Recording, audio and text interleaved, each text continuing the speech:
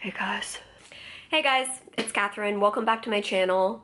Today we are going to be reviewing The First Cell. And I will just go ahead and warn you, this is not a happy book. I would not read this book if you're just looking for something chill and happy and something to make you feel really great about the world, because this is not that book. Just gonna put it out there. Cried my way through it. Don't read this book if you have cancer. Just don't read it.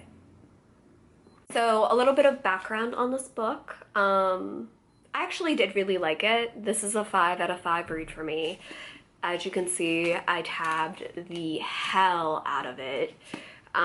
Which I do to any book that I literally tab the hell out of all of my books, but this one I definitely did. And I picked it up originally because I know some stuff about cancer, but not a ton. So because I am a bone marrow transplant patient, and bone marrow transplants are most commonly used on leukemias and blood cancers, I actually know a lot of people with cancer. A disproportionate amount of people in my life have cancer or have had cancer. So I know a lot about the experience of having cancer just from having conversations with them and comparisons to my own experience, because my blood disorder is actually a lot like leukemia. So they're pretty much treated the same when it comes to treatment options through bone marrow transplant. So I'm familiar with the treatment options, but I actually didn't know a lot about cancer, the disease itself. And as someone that's interested in medical ethics, I felt like I needed to inform myself on that topic a little bit more. So I picked up this book. And it's really dark. Really dark. Azra Raza, she is a researcher at Columbia University that studies leukemia and pre-leukemia, and it's all about cancer research, and just so I think that the thing that I most took away from this book is something that I have personally known for a while that I don't often know how to talk about, that I think she did a really good job of, and that is there is this expectation in medicine that you get cancer and you go to the doctor's office and you're like, they're just gonna fix me. And that's not really real. That's not how modern medicine works. That's not really even where we are in modern medicine. And she talks a lot about why, often treatments that are really, really great in mice, really, really great in, in research laboratory settings, aren't actually applicable to the bedside. So you get these really, really insane treatments, and you get these really flashy headlines, and they're like, we've cured cancer. And she talks a lot about how, she's been treating people for 50 years, and she's still using the same treatments to treat people with cancer. But she also talks about why that is, and what the system should be doing to improve where we are, rather than just perpetuating the same research practices, which I thought was really, really interesting. I thought that the most striking part of this book was the fact that most of the chapters are a person from diagnosis to death. All of the treatment options that they tried, all the things that they did, and why or why not those treatment options didn't work, including what I think is the most special part of this book, and that is her talking about her own husband's death, diagnosis through death with cancer, and they were both oncologists. So she talks a lot about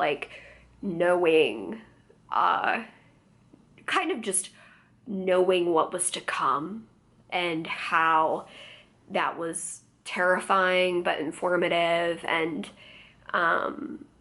what it's like to be an oncologist that treats cancer patients every single day, and then how different it actually is to live with one, which I think is something that a lot of medical professionals actually don't think a lot about.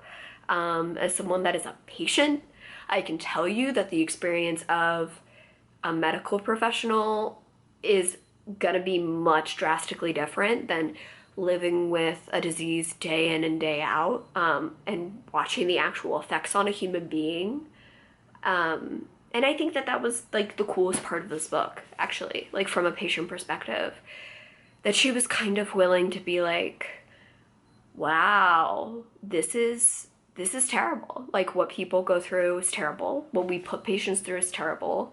And we are not humanizing medicine to the way that we should be. And to that, I definitely agree. Like, I think that she does a really good job of recognizing the distance that doctors get to have between the things that they, the things that they prescribe and someone's actual real life experience and the way that that impacts their life on a day-to-day basis. And that's just not something that I see talked about. And so I really appreciated her just talking about it and bringing it up. The other thing that I thought was really special about this book is that she lets the family members of her patients speak. There are multiple chapters and segments in this book where it is like written letters from the family members of the patient and their experience with the patient's diagnosis, which is something that I've never seen that before in a book. And I thought it was really, really cool and special.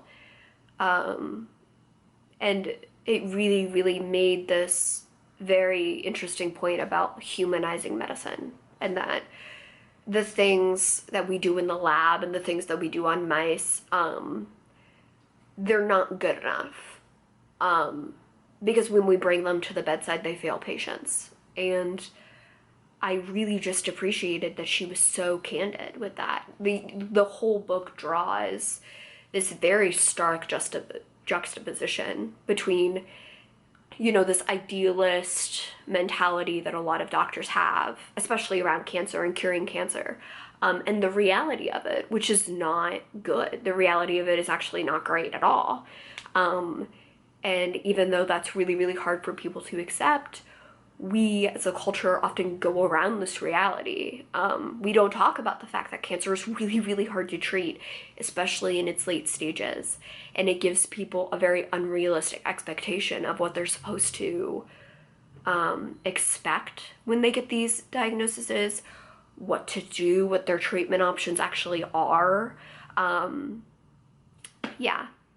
Another thing that she talks about in this book, which is why I really like this book, is she talks about informed decision making around death and dying, which is something that I am so incredibly passionate about.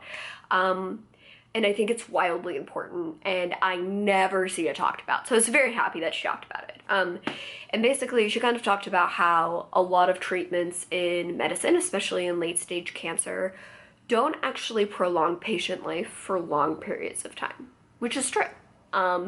They don't prolong patient life. They sometimes prolong them for a couple of weeks or a couple of months, but it's never anything super significant. And often these treatments can create a lot of damage.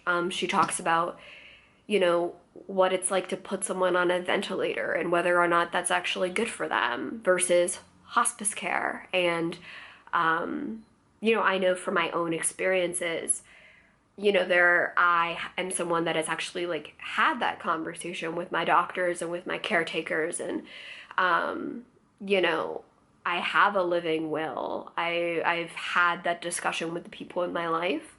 And I also have gone to great lengths to kind of understand, you know, sometimes all treatment options aren't the best thing to do. Sometimes it's okay to say, I'm gonna stop treatment and go with hospice care. And I think she makes a really good point in the book about, you know, the value of accepting, not only like accepting that you do have a terminal illness and treatment might not be the best option for you, but also pursuing hospice care and what compassionate, dignified end-of-life care can actually look like for patients. The power and what it can really mean for someone to die at home and why that's important. And I just really appreciated that she was even willing to talk about that topic, because so many doctors run screaming from the topic of death and dying, and she doesn't. So I really appreciated that. So yeah, overall, I would definitely give this book a 5 out of 5. There are a couple of other similar books that I've read that are like it, specifically Being Mortal, which is a book that I would 100% recommend to like literally everyone. If there was a book that I could have every single person read, it would be Being Mortal.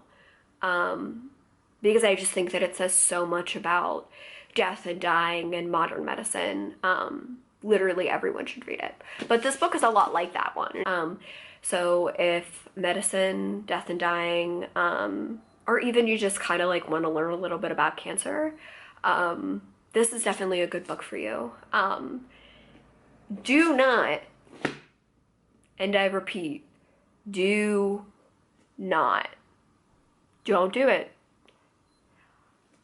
Don't give this book to someone with cancer. Just don't do it. Like, do not hand this book to someone that was recently diagnosed with leukemia and be like, hey, this is about leukemia. Read this. Don't do it. Just don't do it. Like, it's just a bad idea. Like, I cried my way through the entire book because the one thing about her is that she is just very upfront with the fact that, you know, treatment options are not awesome. Not awesome. Especially if you are not able to qualify for a bone marrow transplant. In a lot of young people's cases, they often are. That's a whole super complicated topic that I can like talk about in another video. But yeah, just don't give this to someone with cancer. Don't do it. Just don't do it. Like, not for that person. Alright guys, that's my video for this week. Make sure to like and subscribe. Give that like button a little bit of love, and I will be back in the coming weeks with more.